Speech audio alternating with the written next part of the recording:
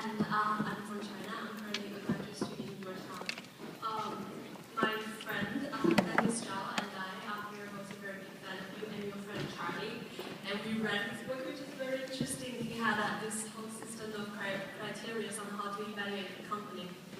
It's all very confusing, but he said that Warren and I are always staying away from the industries we don't know. So you have candies, railways, and Coca-Cola. But now the world is changing, and we are living in a new era. The business models are changing. The B2C platforms, everybody's shopping online. Maybe in a few years, everyone is going to pay with their iPhones, and Bank of America no longer issues credit card. So non-profit is a new model, and yeah, there are just so many things you don't know about. I'll take out a flip phone to show you, so you can like what you want. This is my new one. I just turned into one Alexander Graham Bell.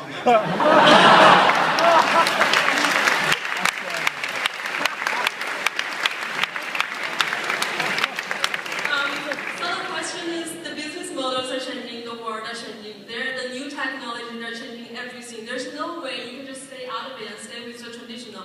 Now, for the private investors, especially in the venture capital industry, what would you think is the most important thing, the key in evaluating a company? I'm not asking about doing mediocre, I'm not asking about being average, but about excellent, remarkable. Just name one thing. The most important thing is to be able to define which ones you can come to an intelligent decision on, and which ones are beyond your capacity to evaluate. You don't have to be right about thousands and thousands and thousands of companies. You only have to be right about a couple. I met Bill Gates on July 5th, 1991. We were up in Seattle. And Bill said, "You've got to have a computer." And I said, "Why?" And he said, "Well, you can do your income tax on it." I said, "I don't have any income. Berkshire doesn't pay a dividend." He said, "Well, you can keep track of your portfolio." I said, "I only have one stock." I said, "I did." He said, "It's going to change everything." And I said, "Well, will it change whether people chew gum?" And he said, "Well, probably not." And I said, "Well, will it change what kind of gum they chew?" And I said, "Well, then I'll stick to chewing gum and you stick to computers." I don't have to understand all kinds of business. There's all kinds of business I don't understand. But there's thousands of opportunities there. I did understand the Bank of America. You know, and I'll be able. I'm able to do that. I'm able to understand some given percentage. But Ted Williams wrote a book called The Science of Hitting, and in The Science of Hitting, he's got a diagram that shows him at the plate, and he's got the strike zone divided into 77 squares, each the size of a baseball. And he says, if I only swing at pitches in my sweet zone, which he shows there, and he has what his batting average would be, which is 400. If he had to swing at low outside pitches, but still in the strike zone, his average would be 230.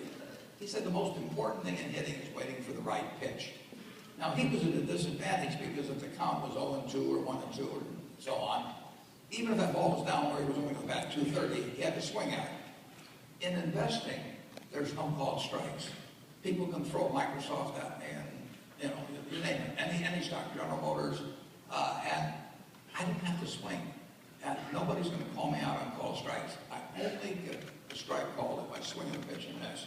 So I can wait there and look at thousands of companies day after day, and only when I see something I understand, and when I like the price at which it's selling, then if I swing, if I hit it, fine. If I miss it, it's a strike. But it's an enormously advantageous game, and it's a terrible mistake to think you have to have an opinion on everything.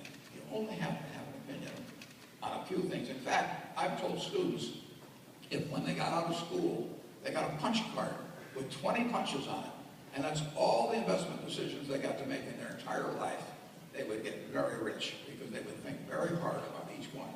And you don't need 20 right decisions to get very rich. You know, 4 or 5 would probably do it over time. So I don't worry too much about the things I don't understand. If you understand some of these businesses that are coming along and can spot things, if you can spot on Amazon, for example, it's a tremendous accomplishment what Jeff Bezos has done. And I tip my hat to him. He's a wonderful businessman. He's a good guy, too. But could I have anticipated that he would be the success and 10 others wouldn't be? I'm not good enough to do that.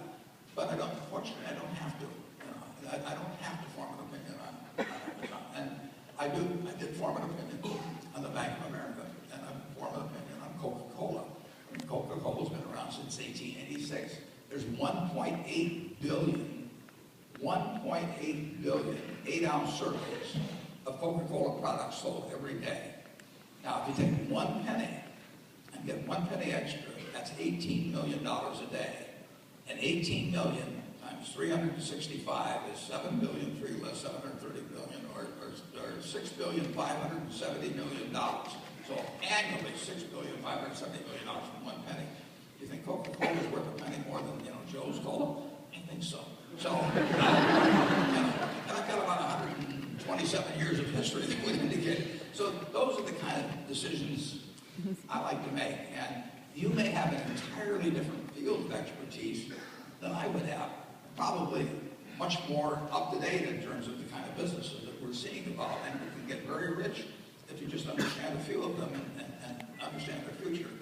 But fortunately, I don't have to. I mean, if we go into Heinz, I look at people pouring ketchup on, hamburgers and potatoes. I don't think it's going to change. And the nice thing about it, some products travel. Some products don't travel. Candy bars don't travel away. I mean, if you look at the Cadbury bars in England, they don't sell well here. If you go to the Hershey bars here, they don't sell as well someplace else. Soft drinks travel, and ketchup travels. Products that travel. Okay.